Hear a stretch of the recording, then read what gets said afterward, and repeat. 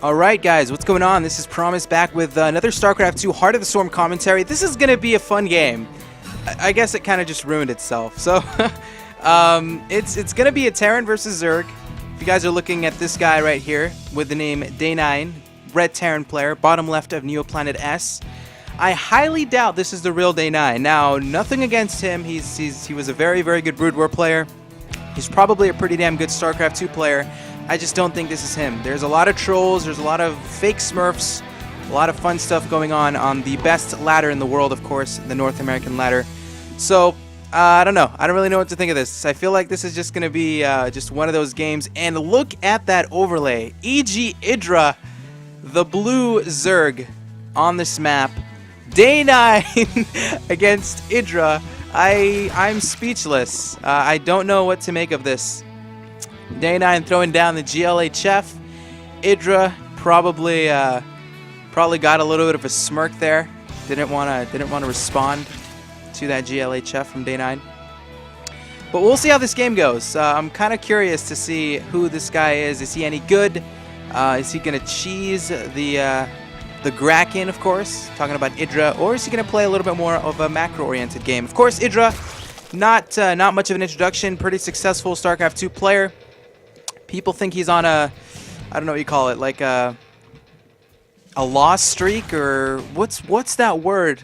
Oh, a slump. How do I forget that word, man? That is way, way overused in the StarCraft 2 community. So yeah, people think he's like dying off, he's done playing, he should retire, he's not winning anymore, he's not getting invited to tournaments. Of course, recently, if you guys have heard about the StarCraft America, the top 16 of the North American ladder are qualified for that tournament, of course, run by Total Biscuit and Jenna Bain, of course, his lovely wife. Huge shout-outs to them for making this something that Blizzard should have done for the actual WCS North American tournament. But anyway, back to this game. IdrA, I mean, he's definitely still a very, very good player.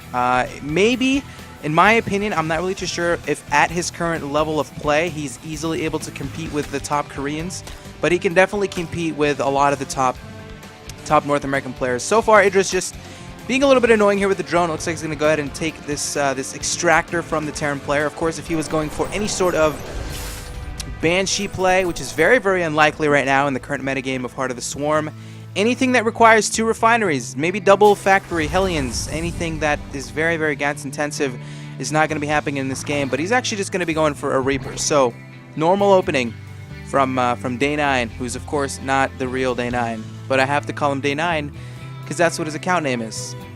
And he's going for the command center, so this is not going to be a crazy one-base mass Reaper build from our Terran player. If he was doing that, he'd definitely be wanting to get crazy more, like 3 or 4 more barracks and just mass Reapers. He's going to go up to this factory, so we'll see if it's going to be for a Hellion transition or possibly Widow Mines. Probably going to be seeing a reactor here onto this barracks relatively soon, I would predict. But there's the first Reaper making its way across the map here for DayNine. IdrA right now just has to focus on his economy, and he grabbed gas. I love, love, love this choice from IdrA, and he's getting his metabolic boost. You would see some Zergs get the gas and get a Roach Warren, or you see them going metabolic boost. And this is basically to be able to deal with these early Reapers. Of course, Queens are fantastic at dealing with Reapers, but when you have Speedlings, you can, you know, if they're not too high in numbers, of course, speaking of the Reapers, you can get a pretty good surround and absolutely eliminate them from the map. But DayNine's doing a pretty good job at controlling these Reapers. IdrA not really going to lose too much. Just 2 lings. Not a big deal. Metabolic boost soon to finish here for our Zerg player. Natural expansion has been up for our Evil Geniuses Zerg for quite some time. Economy, 23 SCVs to 23 drones. So pretty even up in this stage in this game, or up to this stage in this game. Looks like finally we're going to see this extractor gonna get finally killed here by these Reapers. Now, what is the follow-up here for DayNine? DayNine's actually adding on more barracks. He does have this factory. The reactor has completed, so we're going to be seeing a pretty standard transition here into these reactor Hellions. And I'm curious to see what he's going to follow it up with. Hellbat drops, Widow Mines are very possible. Probably going to be seeing some sort of a medevac transition, whether it be for drop play or just to go for some sort of a timing off of 2 base. But IdrA right now is going to control the map with these initial Zerglings. Units count for him, 3 lings.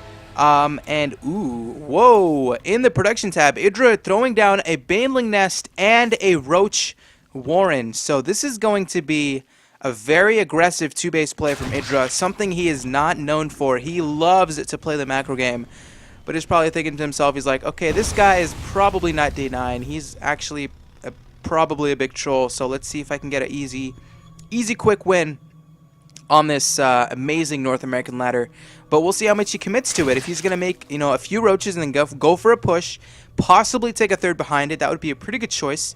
But he's not making any more drones. He's sitting on 39 to 33.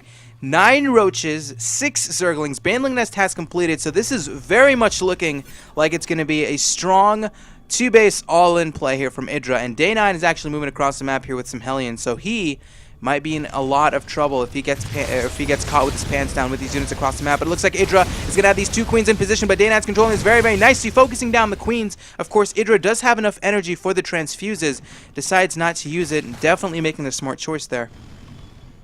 But, oh my god, here we go. Banelings in the production tab. How many is he making? He's making 7 Banelings. Roaches as well are just streaming their way towards the natural of our Terran player. Finally, we're going to see the supply depot wall come up. Bunkers in position.